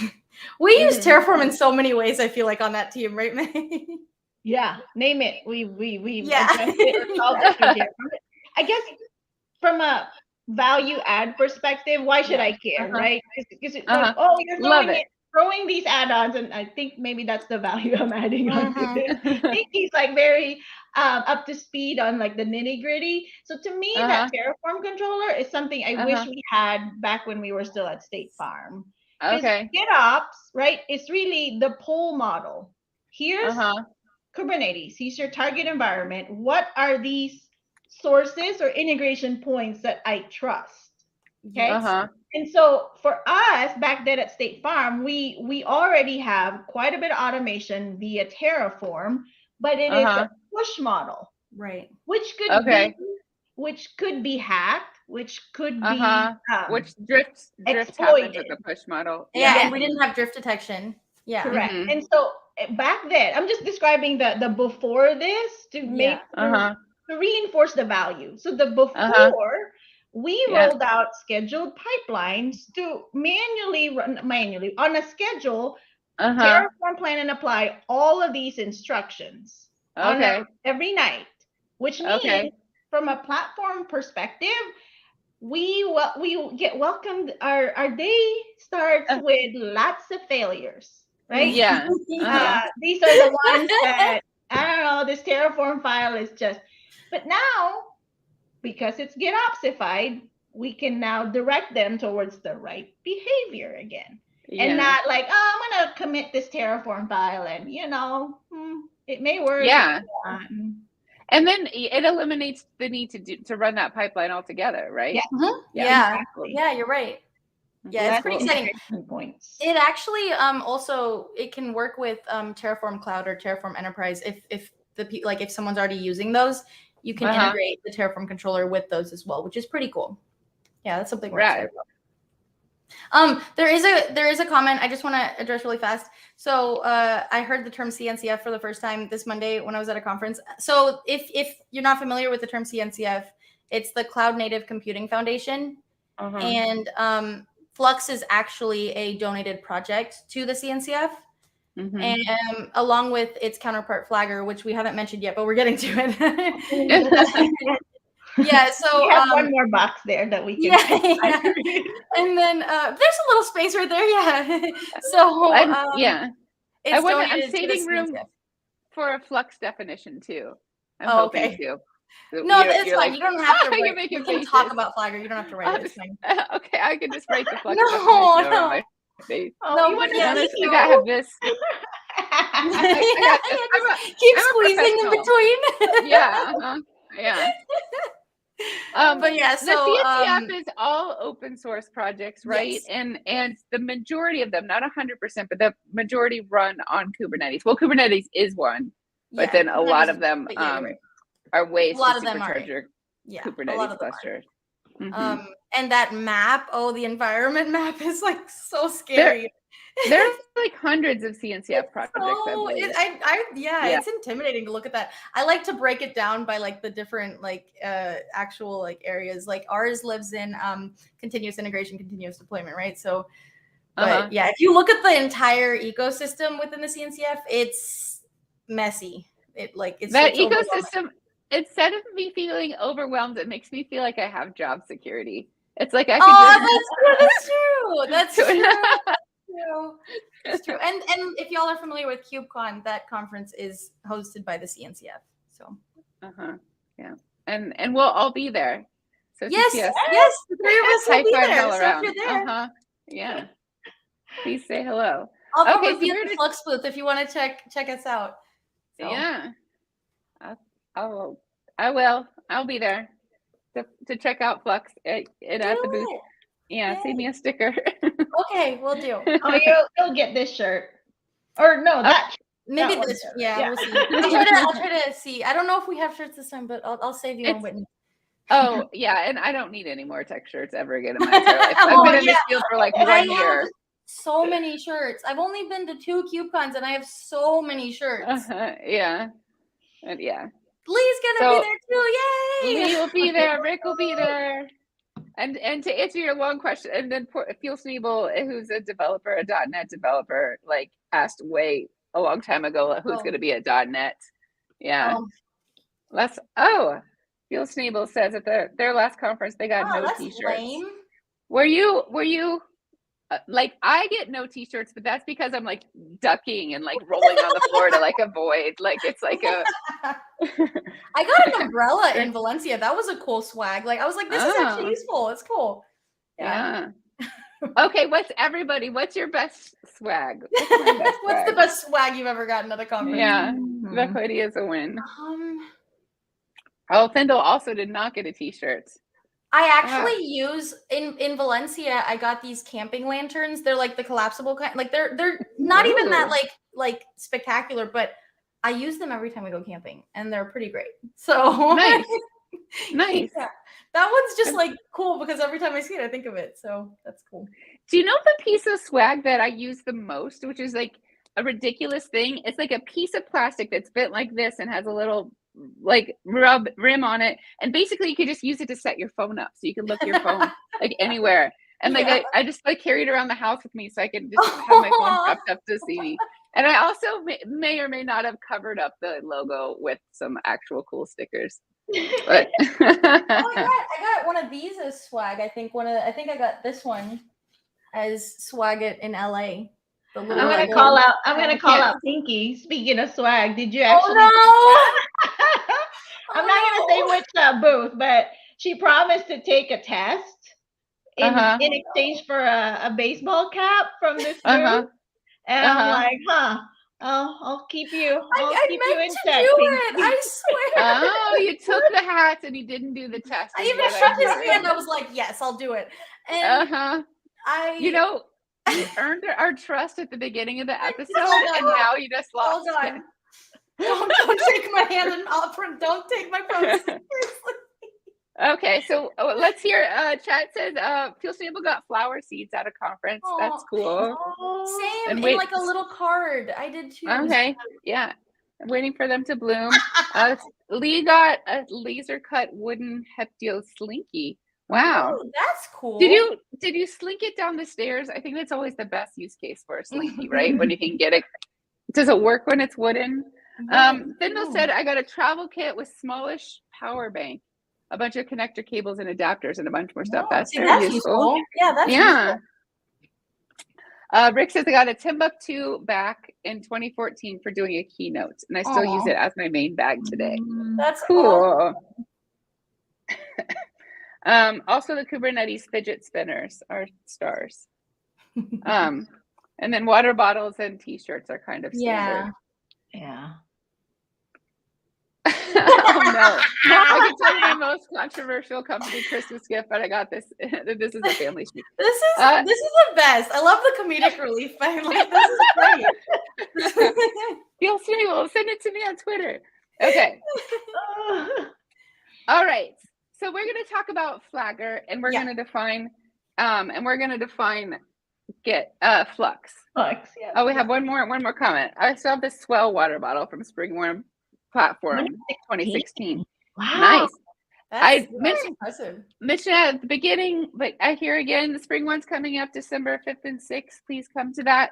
You can DM me on Twitter if you want a code for $200 off. But yeah, come to spring one, please. Come hang out. High five me there too. So for real, I have this much space for a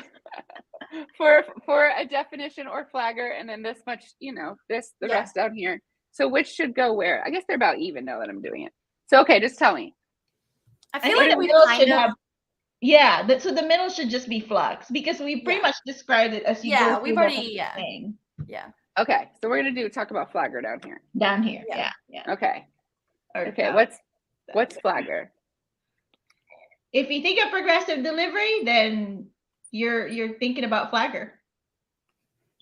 I wasn't, but I guess now I love it.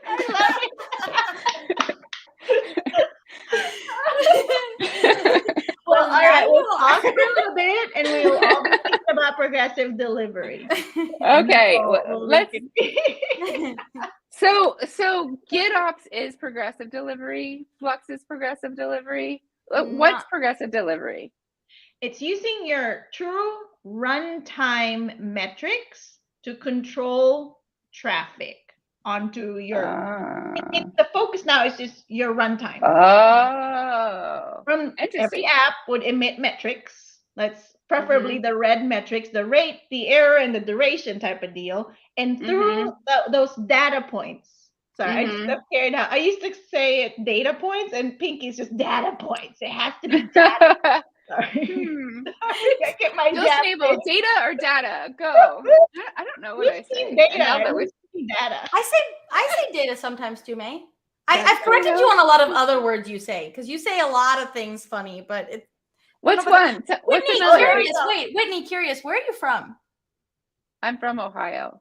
Okay, because I was just curious. You said y'all earlier too, so I was just. I've lived in Texas for almost 20 years, and I like y'all because it's gender. Okay, we've talked about this, I think, right? It's gender neutral. I like that about it. Stealthy Box. Thanks,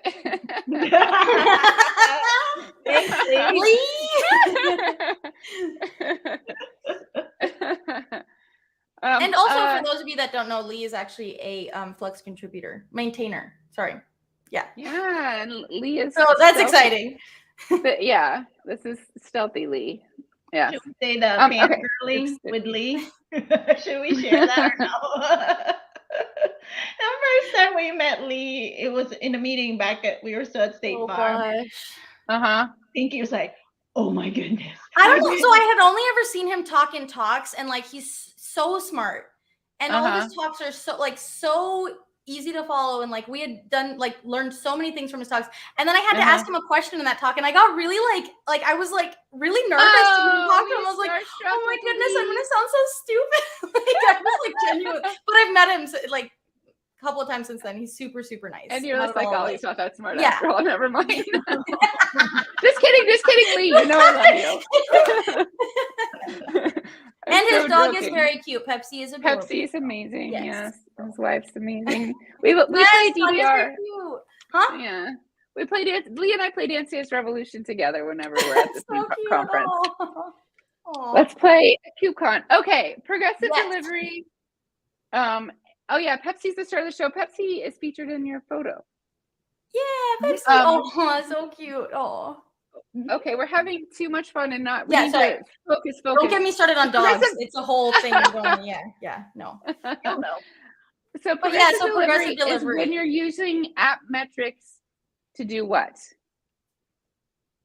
Like implement your there's different deployment strategies. Yeah. Mm-hmm. So using app metrics to inform your deployment strategy? To I don't know what's the best term. Calibrate, to adjust traffic. That's to like promote it to.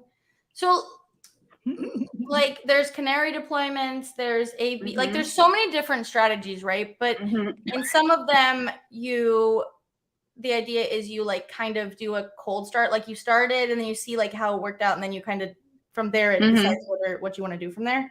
So that's I think what May's describing, right? Like that use app metrics to kind of decide like next steps. Like it decides where it goes from there. Okay, so this is about the first time you're rolling out a change, right? This isn't about just like an application that's running. That's a good question. Both, but mostly the change, I think. Yeah. Most part would be your subsequent changes, right? Because you already have live traffic. And the way Flagger works, it's doing it via, I'm just gonna call it proxying in front of your actual application. Yeah. And so based off the metrics that it's constantly reading from, it knows to adjust. Because here's a lot of times how I would pitch Flagger. I'm like, okay, how do you control traffic? Oh, we do 80% and 20% for the new features. Like How'd you come up with that number? Uh-huh. Well, it felt right. Or, it's kind of safe. I'm like, well, how about we actually look at the true data getting emitted by your app at runtime? So I guess the short answer, there has to be runtime metrics first, right? Okay. That we scrape off of to know how to control traffic. To calibrate the best strategy for rolling out new features. Yeah. To calibrate rollout is actually perfect right there. Calibrate rollout. That's a great word. Yeah. We did it. Good job. Yeah. so without Flagger, technically, like just Flux is just doing deployments, but then with Flagger, you can do progressive delivery deployments. That's like the key. Okay. Yeah. Is Flagger meant to run with Flux, or can it run with anything? Could you run it with other?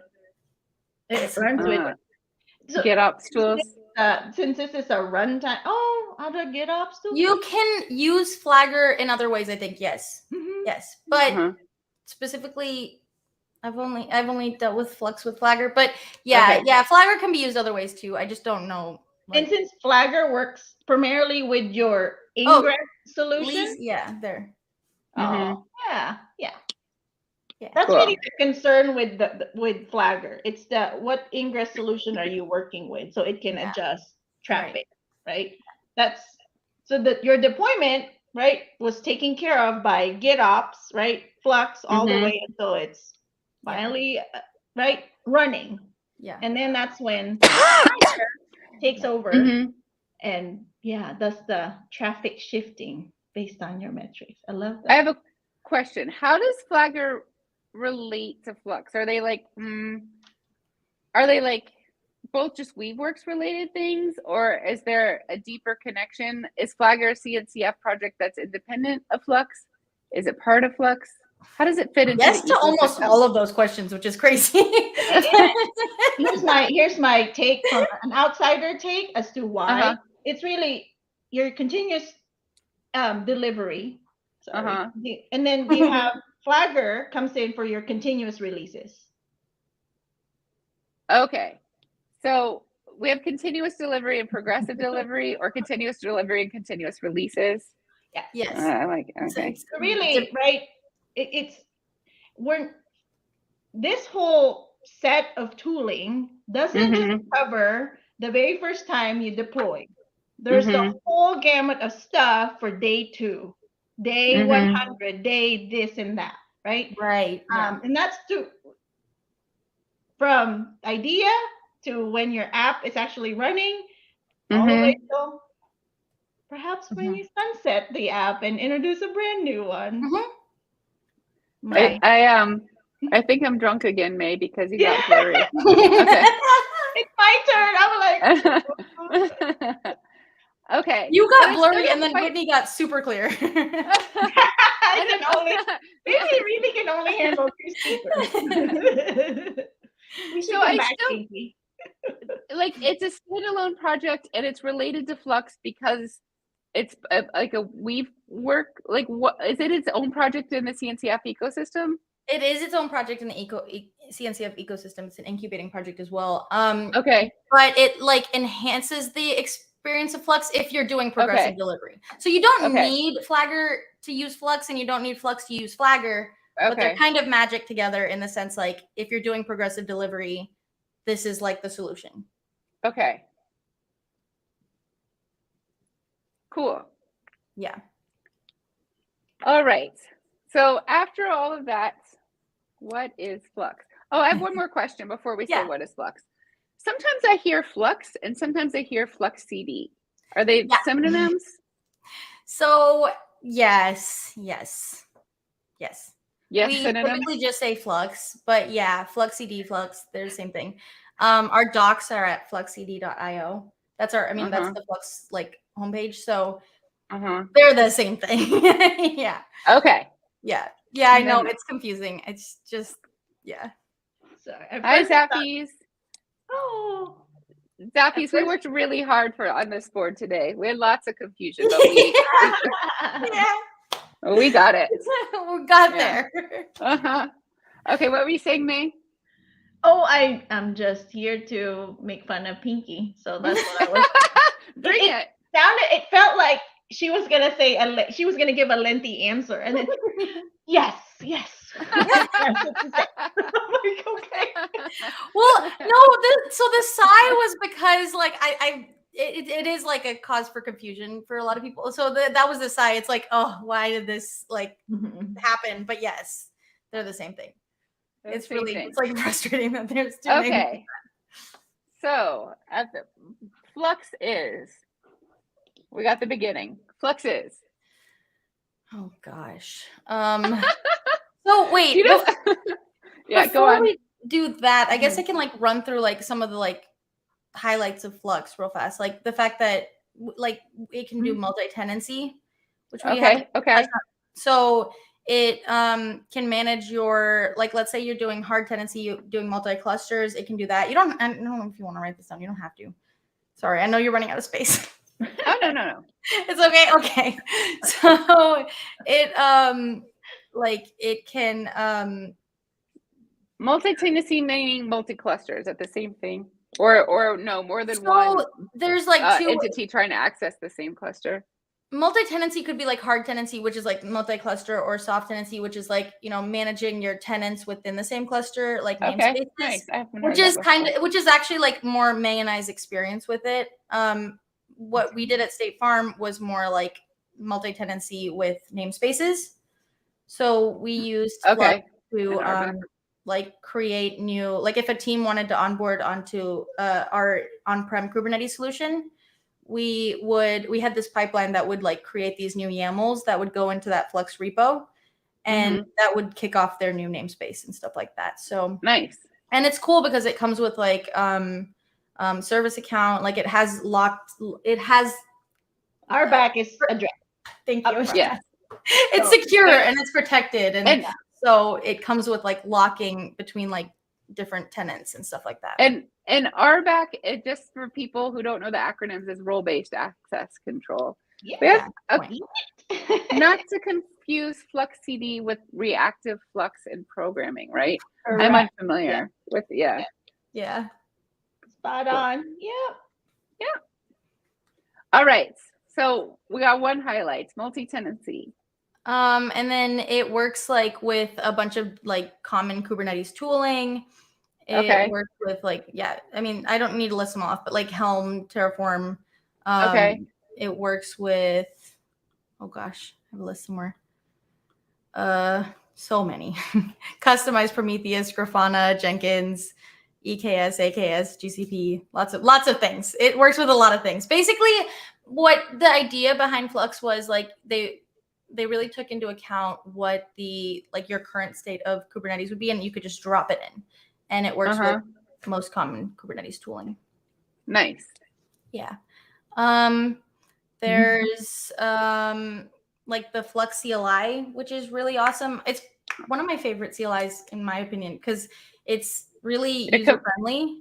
I mean, I'm biased, I know. Completely unbiased opinion. Yeah, I'm totally biased. But you know what's funny? I actually used to say that even before I worked at Weaveworks. So even like some talks that May and I did in the past before, like from State Farm's perspective, I've always highlighted the Flux CLI. Because I think when May and I were May, myself, and Russ, when we were learning, the nice thing about the Flux CLI is if you have no idea what a command does, is like with the help command, it gives you like a nice little explanation. Then it also gives you like examples of how to run it. Ooh, which got us through a lot of like examples are the best, right, May? Yeah. Oh yeah. Like bootstrapping, even that helped out a lot. So it's like a really awesome CLI. If you don't know what you're doing, you can just do help commands, and it's awesome. And it's a great way to interact with like the Flux stuff. So if like the controllers, so if you want to see like the sources you have, you can do that. You can see the customizations and everything in there. So it's pretty awesome. Am I missing anything, May, to highlight? Oh, on the Flux CLI or anything else? No, just like Flux in general. When people say Flux is composable, what do they mean? Composable. It's those distinct controllers with their distinct responsibilities. Okay. And just the many knobs that now offers to you, right? Yeah. Okay. How often do I get code from, let's say, a Git repository, right? We've dealt with customers where their Git offering is hanging by the thread. It's super slow at several times of the day. So right through, again, those data points, you're able to tweak how often do I get instructions, and then how often do I apply that? That's a good point. Yeah. You tailor your experience with Flux because there's all these different controllers and very similar to the same paradigm that we have with Carvel, right? Each thing is meant for one purpose alone. Yeah. All right, you I mentioned the community. I figured Pinky's gonna shy away from that because it will sound like she's tooting her own. That's true. Make it say it. I can say it. Yeah. When back at State Farm, when we had just, hey, how should we tackle multi-tenancy? Especially with the Flux upgrade that we had to do. They were very nice and joined us a couple times and really met us where we were at. No, like, why didn't you? Like we took away That's true. Lots of immediate tangible things that we could do immediately before we even, to better prepare us for the upgrade. Yeah. That really helped because we were a little confused. We had lots of questions, so they were really, I can't relate. It can be a little confusing. Yeah. You like my stalling to answer what Flux is? Oh yeah, I was going to call you out on it. We have a hello, Dawood. Thanks for joining. Hi. Thank you. Okay, Flux is. Can we say we've used the words like continuous delivery and GitOps. I feel like both of those terms should be in there, right? Think of how to put it in a sentence, and I'm like, oh man, Flux is what you should start using.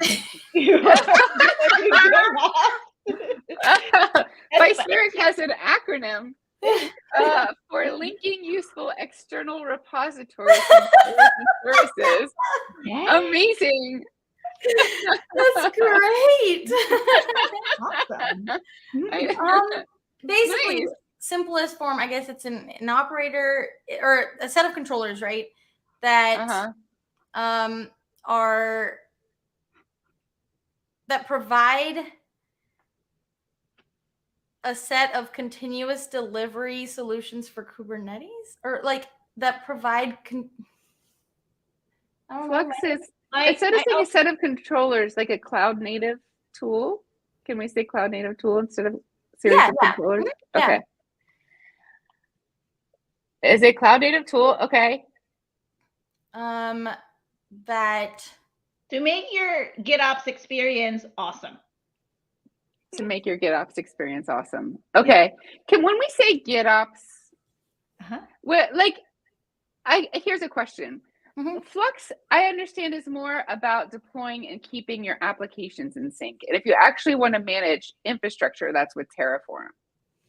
So, but you can do GitOps with infrastructure. So I feel like maybe we need to specify applications. It depends on like infrastructure, because like Flux can also manage your clusters and stuff. Okay. So it can do infrastructure as well, just basic Flux. Okay. So I personally, if you ask me to define Flux, which I am actually literally doing. Yeah, it's not a hypothetical. That gets triggered in my head is you're asking me to define GitOps. That's my personal thing. That's kind of the problem. That's the problem I'm having is like there's putting it in a sentence is so hard for me because I'm like, it's just there's like, you know. So again, a cloud GitOps is the methodology, Flux is the solution. Okay. And continuous delivery is like, do we need to say that? Or is GitOps and continuous delivery is implied in the term GitOps? Here's what it says on the fluxcd.io. That was just a matter of time. Flux is a set of continuous and progressive delivery solutions for Kubernetes that are open and extensible. Yes. doesn't say GitOps. No, it doesn't. So yeah, Flux is the GitOps. Like GitOps obviously was coined with Flux. So they like May said, they do go hand in hand because Alexis created the term GitOps with Flux in mind, right? But it's the idea of Flux, like the whole core behind it, I think, was to, because I've heard Cornelia Davis like talk about this story. Yes? Flux is your GitOps toolkit. Flux is your GitOps toolkit. Yeah, your because at one point it was going to be called GitOps toolkit. It was actually. We still use the term. They're like, let's stick with Flux. So Flux is your GitOps toolkit. Yeah, go ahead. That's actually great. Can I say cloud native GitOps toolkit, or is that implied? Yes. Okay. Yeah. I think that's a fair distinction anyway. Because that's something that's cool, like with the Terraform controller, is now it's not just Kubernetes, which is really exciting. It can control obviously anything you can Terraform, like that, you know. Yeah, so it's like AWS, whatever you're doing with Terraform. So yeah, but you're right. Flux by itself is your cloud native GitOps toolkit. That one says we did it. Oh gosh, maybe you should be good. It will be available later. Yeah, we untangled it from my confusion. We came up with a definition. You dealt with our craziness. Yeah, we should do this professionally. What do you think? I want to go through. I want to do a recap to make sure I have everything properly. Yeah. I'll hold myself accountable for really understanding, which I think, sometimes writing it down is that. So what is GitOps? You had 4 principles that we managed to encompass in these 2 points. So GitOps is you store and version both your infra and your app declarations in Git, and then a software agent automatically pulls and reconciles those so that the actual state equals the desired state. The desired state that you define is actually what's running in your Kubernetes cluster in this example. So we talked about all the different controllers that Flux runs on a Kubernetes cluster. The first is a source controller, and the source controller is pointed at one or many Git repos, and it's going to take those Git repos and put them into tars and store them in the cluster. And then, so it's fetching, it's continuously fetching, and as you said, it's like you can define how often it's checking. The interval in which it's checking. And then your customize and home controllers are both looking at the definition stored on the cluster and then applying all those things that have been defined and making sure that they actually exist. Right. And then the notification controller, shockingly, gives you notifications.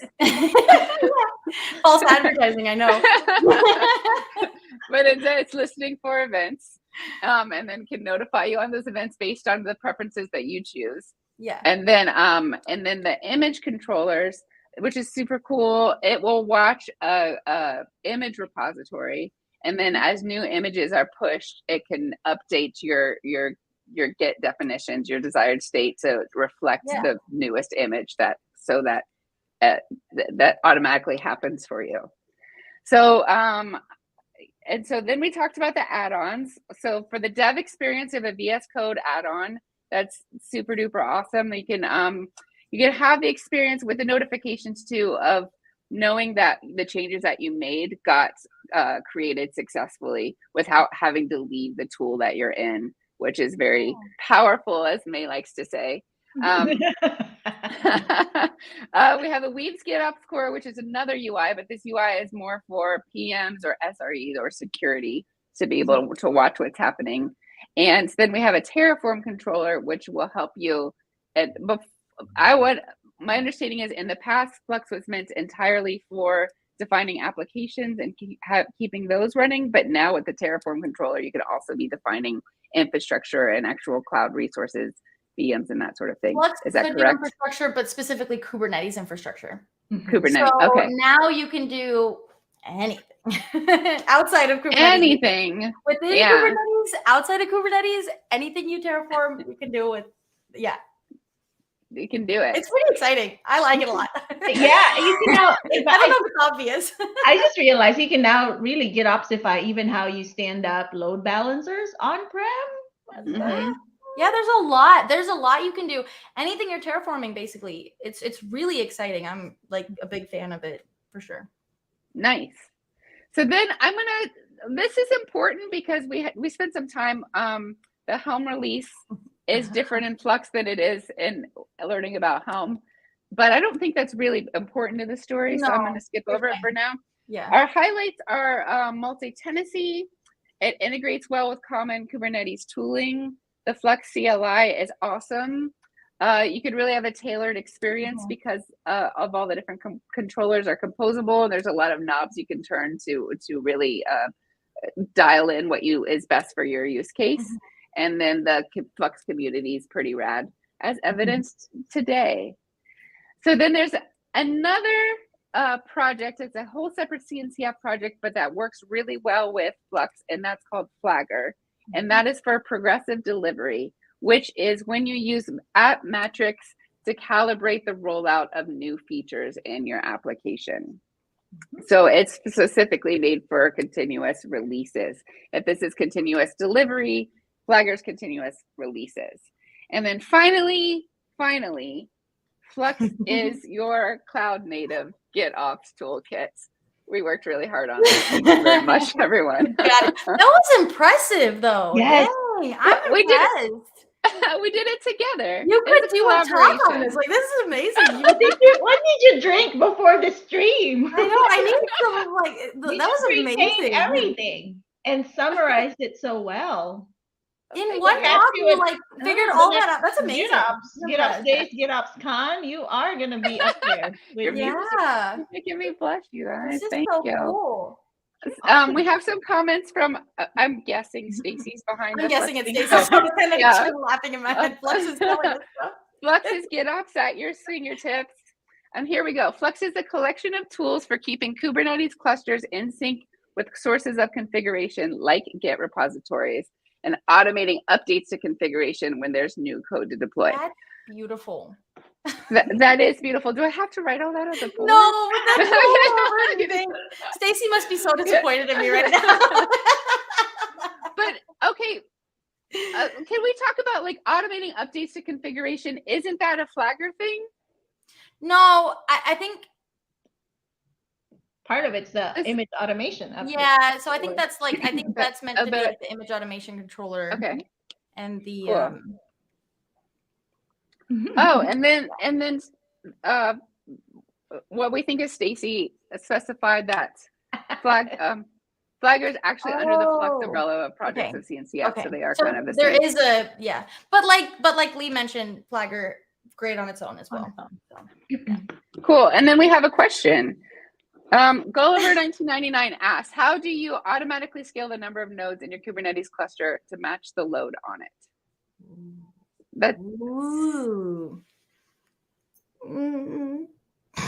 Is that so? Unfortunately, like May and I haven't done hard tenancy. We've never done multi-cluster with Flux.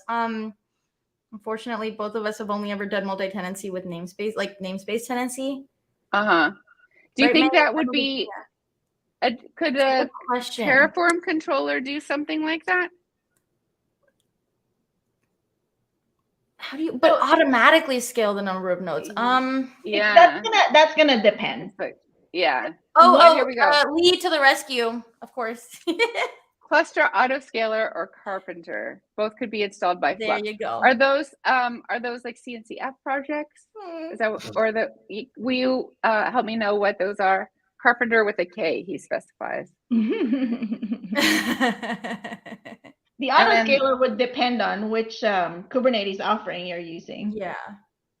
Okay. Again, I guess it really depends on why would you need to scale? Because when we talk about scale, do you scale out with more nodes or do you add just more juice behind your nodes? And again, it all depends on what's costing. I think Carpenter's tied to AWS too, right? Yeah. So it depends on what you're using, like May said. What flavor of Kubernetes? Yeah. The answer is we have some inclination, but ultimately we don't know. We've never personally done it, unfortunately. Yeah. So. And really, what I would encourage you to look into is there's a powerful cluster API, right, that you could use. And as Pinky already depicted, right, Flux works well with a lot of these Kubernetes tooling. So they are controllers that scale your nodes. Okay, you can get. Okay, sorry, go ahead. Yeah, I asked earlier what like Lee names the two things, and I didn't know like what context they are. So they're controllers that scale your nodes, the carpenter and the cluster controller, what's it called? And then you can get it from their particular community repos.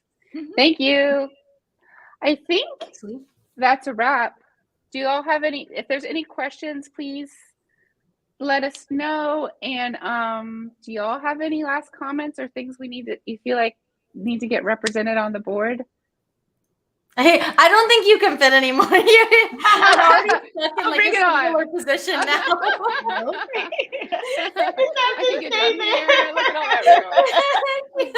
You have this much space to move in. How do y'all feel? Last week or 2 weeks ago, we danced at the end of the session. Will y'all dance with me? I feel like it was a really good episode. And we did dance it out. I'm gonna put on the intro for the end. Here we go. Ready? This is so cute, by the way. Your music is so cute. My brother wrote it. Awesome. It's like a video game. I love it. Yay! Goodbye, everyone.